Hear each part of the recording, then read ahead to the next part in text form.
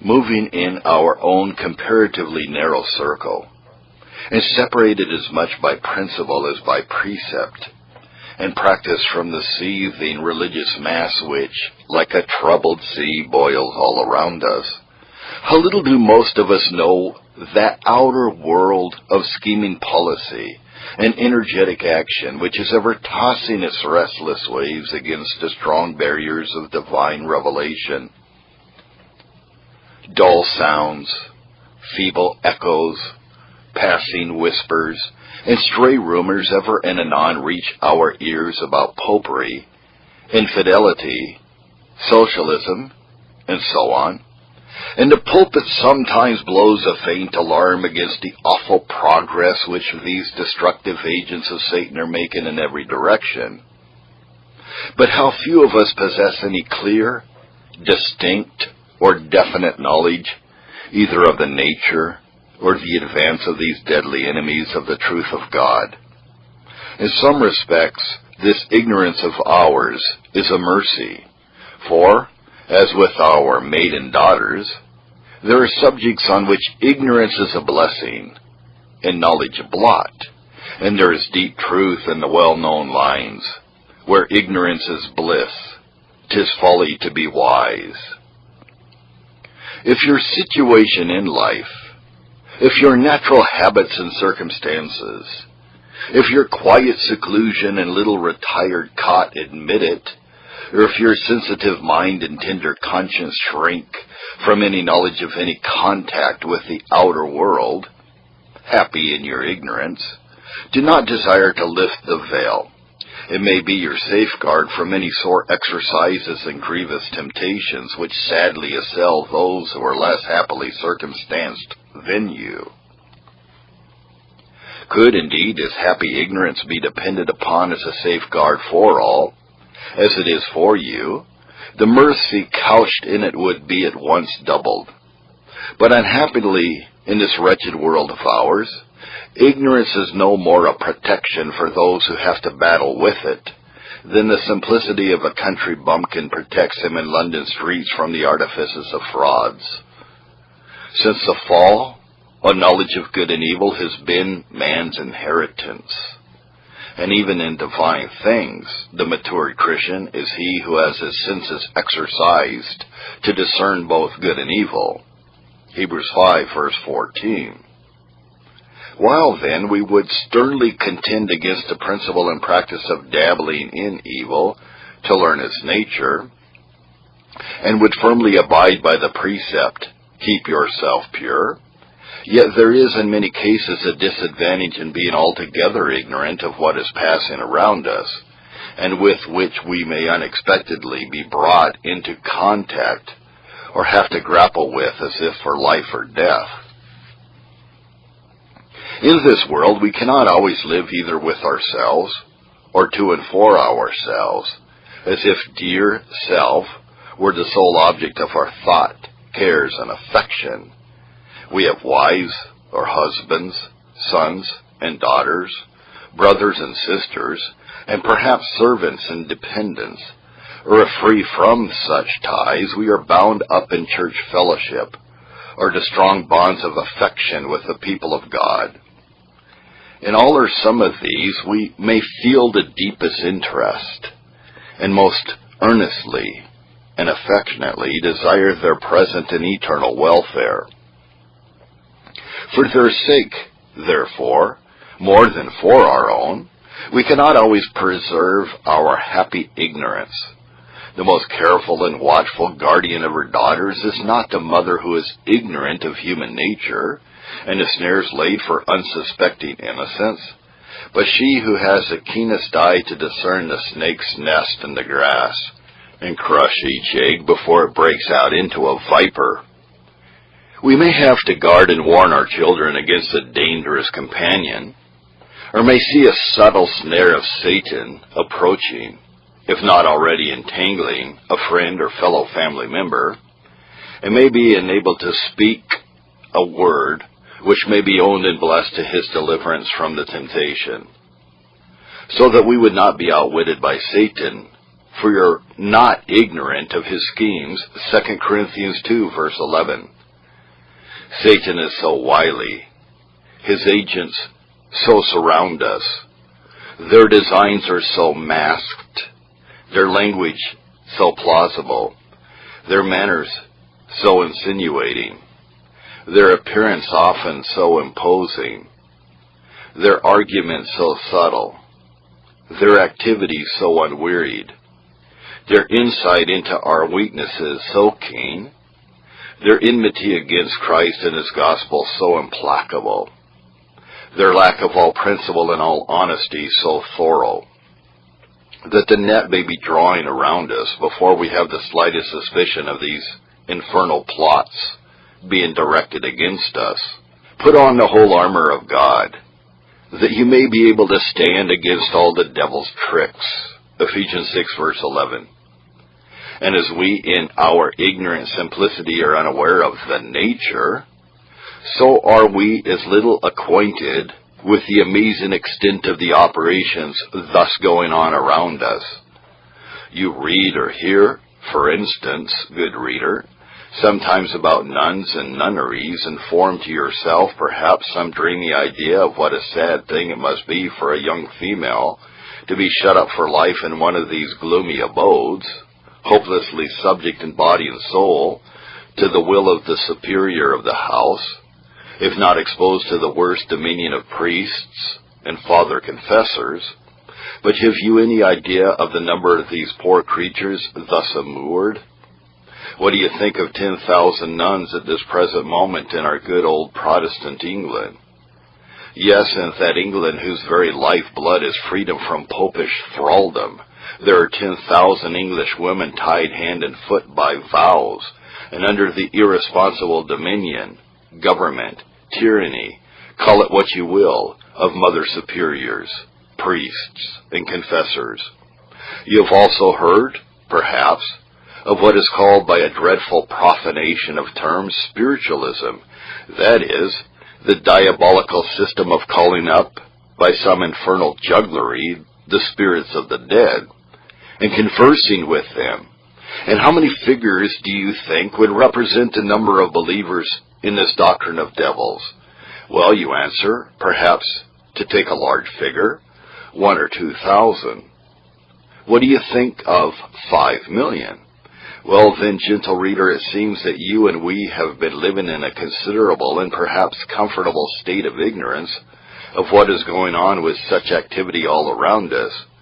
You may be happily secure against such awful delusions by your knowledge and love of the truth, and may tartly say, what is all this noise about?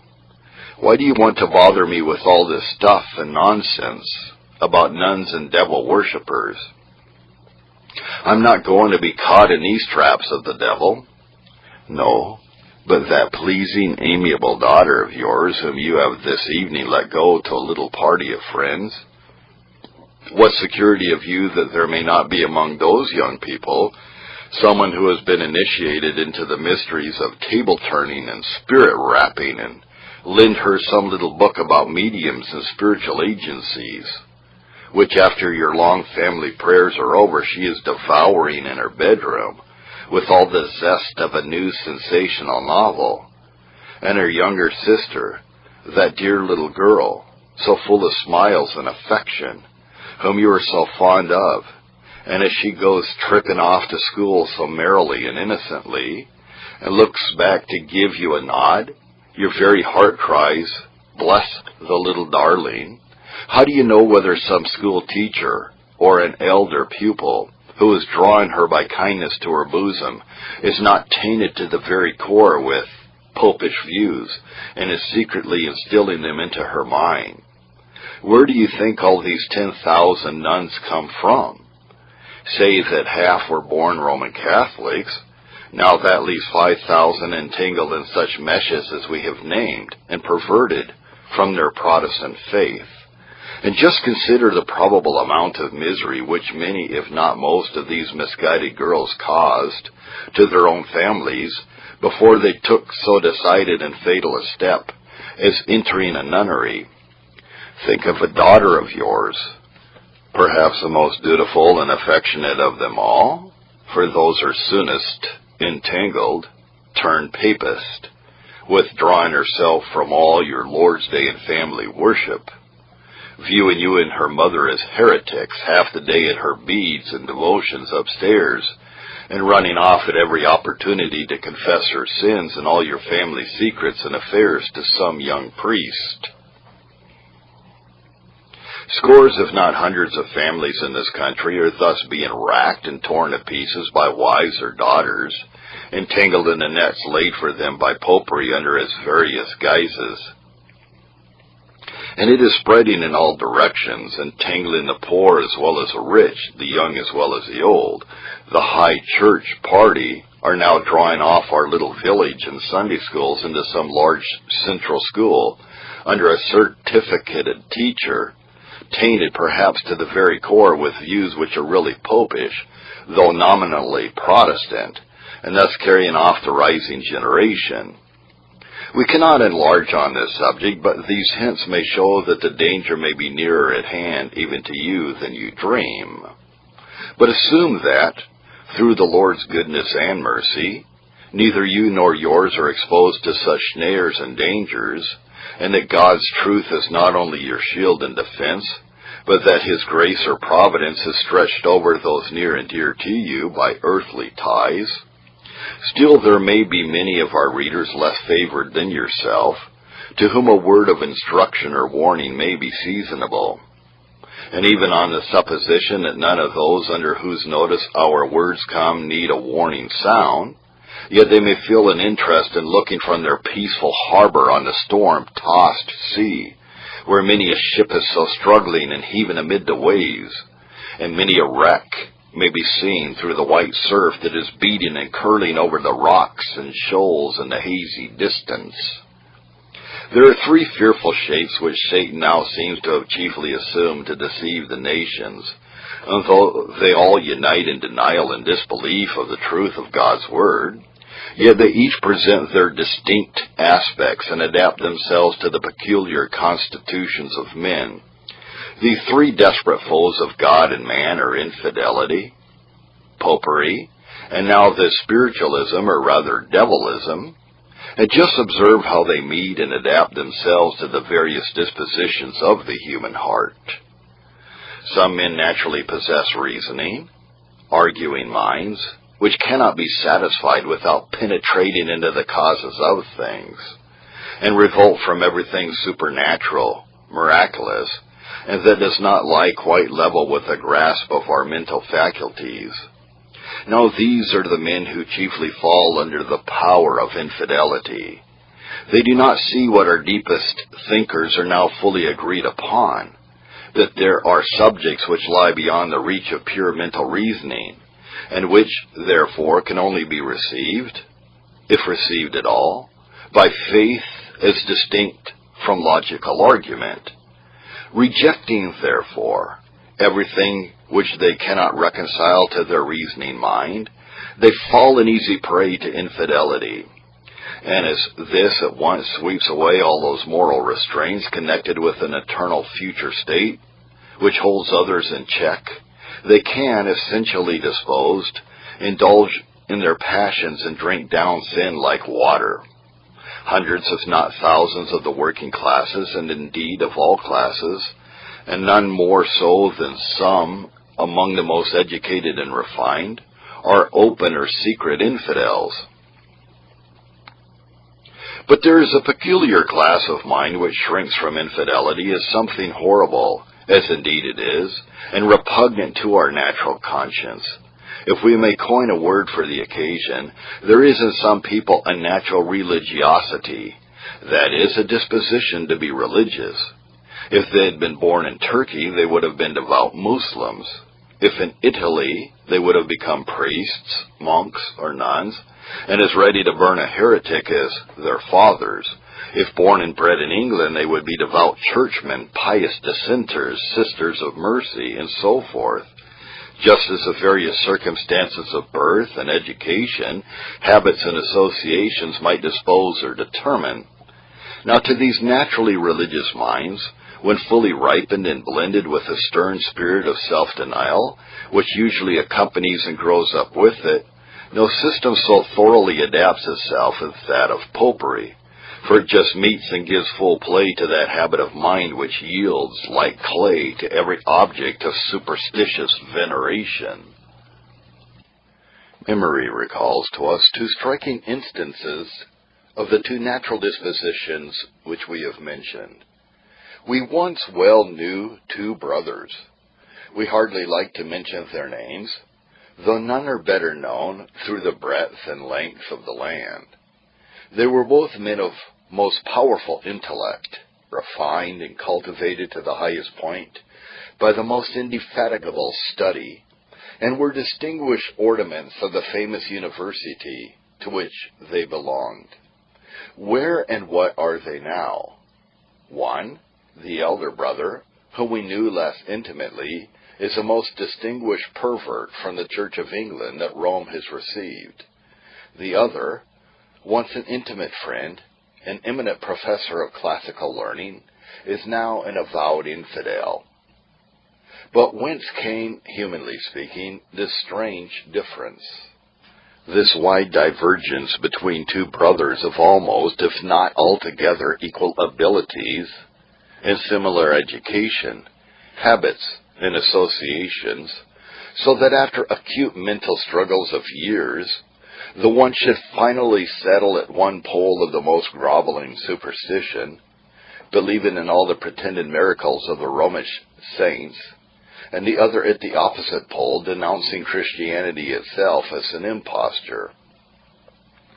May we not account for it from the constitutional difference of their minds, that the one is naturally credulous and superstitious, disposed to bow to authority, venerating names and ancient traditions, and the other is confident in his own reasoning powers, and determined to accept nothing but what can be logically proved. But there is a third class of mind quite distinct from the two above mentioned, though in many points allied to the first, which is naturally visionary, imaginative, ever living in a little world of its own, little disposed to bow to authority, or venerate names or places, and still less unwilling and often unable to reason and argue, but very awake and alive to dreams, omens, supernatural appearances, and some breakings in of an unseen world, as distinct from that hard, stern, commonplace, everyday world, where men toil and sweat for their bread all their lives, and then die, and are thrust out of sight. What the soul is, what is the future state, what evidences there are, reliable and trustworthy, that there is one at all, what has become of departed friends, do they know anything about us, is their spirit ever near us? Many a mind that you little think of is exercised with the thoughts and inquiries. But you will say, why don't they believe the Bible? That would at once satisfy their minds, answer their inquiries, and clear up their anxieties. Yes, but that is the very thing they neither will nor can do. You can do it because grace has touched your heart, and you have felt the power of the word in your soul. But we are not speaking here of the believing, but of the unbelieving, not of the favored few who have received the love of the truth, but of the masses of society generally, the thousands who wander on without light or life, guide, guard, or God. You're talking about their reading and believing the Bible is almost like what the little daughter of Louis XVI said to her governess when she told her that the people in Paris were starving for lack of bread. Why don't they eat buns? You have bread and buns too, and with your well-spread table, your dinner and dessert, your finest of the wheat and wine, on the lees well refined, you can hardly conceive the case of poor creatures starving for bread, who are pulling off the salt leaves from the brushwood and making a meal of roots, Job 30, verse 4, who madly feed upon ashes, with a deceived heart and a lie in their right hand. Isaiah 44, verse 20. It is of such we are speaking, for our present object is to show why it is that such damnable errors, as you justly see them to be, find so wide an acceptance, and number their converts and devotees by thousands and hundreds of thousands. We are endeavoring to explain how it is that Satan has such rule and dominion, and why some are held fast in the chains of popery, others bound hand and foot in the prison of infidelity, and others are bewildered and intoxicated with this last gust of smoke from the bottomless pit, this commerce with spirits, or rather with demons and devils, awfully miscalled spiritualism. But it is high time to come out to our review of the work at the head of our present article. We may freely, then, say that we have read a good part of it with much interest, and we confess that we had no idea of the vast prevalence of this new delusion, spiritualism, until we found it stated in it on seemingly such undeniable authority. Though the title of the work is spiritualism, yet the title hardly gives a fair representation of its contents, for by far the greatest part of it is devoted to show the craft, subtlety, and abominations of popery. This subject was, of course, not altogether a new one to us, as we have read many works on Romanism, and yet the authoress, for the work is a production of a lady, has sketched it in striking colors, and if she has not brought forward anything very new, yet she has put together many striking facts and confirmed her assertions by proofs and evidence drawn from the writings and speeches both of the friends and foes of the papal system. As far as we can judge, she sincerely loves the great truths of the gospel, and sees clearly and feels deeply the nature and prevalence of those fearful delusions of Satan, which she aims to expose, with the help that she may be made an instrument, either of rescuing some of their miserable victims, or of warning others, lest they fall into the same trap. The chief value of the book, we think, consists in the copious extracts which she has given from various sources of the present practical working of Puseyism and popery. For what is mainly needed is not loud and sweeping declamation against this and that evil, but facts, solid, well-substantiated facts, from which we can draw our own conclusions. Before we can form any right opinion or come to a clear decision upon any case presented to our mind, we must have substantial evidence, plain facts, solid proofs, or our judgment is but blind prejudice, a mere crediting reports and rumors, and adopting other people's views without knowledge, whether they are true or false. But when we get facts, proofs, undeniable evidence, then we move on solid ground and our judgment has a firm basis to rest upon. These facts our authoress supplies, and thus enables us to see the very inside of some of these schemes of Satan, whereby he is deceiving thousands to their perdition. We who live outside the circle have little idea of what is going on within it. We hear or read perhaps of this or that high churchman, and what is now doing in the very parish church in the town or village where we live. And some friend or neighbor, or the children, may tell us of the late grand Christmas decorations and the beautiful new altar cloth, and the lighted candles, and the large flower vases, and the little chorister boys chanting and singing so prettily. And we may carelessly reply, "Oh, poor creatures, with their dead forms." But it were well if these ceremonies were but dead forms. Dead indeed they are, dead enough according to our view of spiritual life and death. But in another sense, they are filled with a life of their own, most active and energetic, and absorbing the mind and feelings of their devotees to an extent you perhaps little dream of.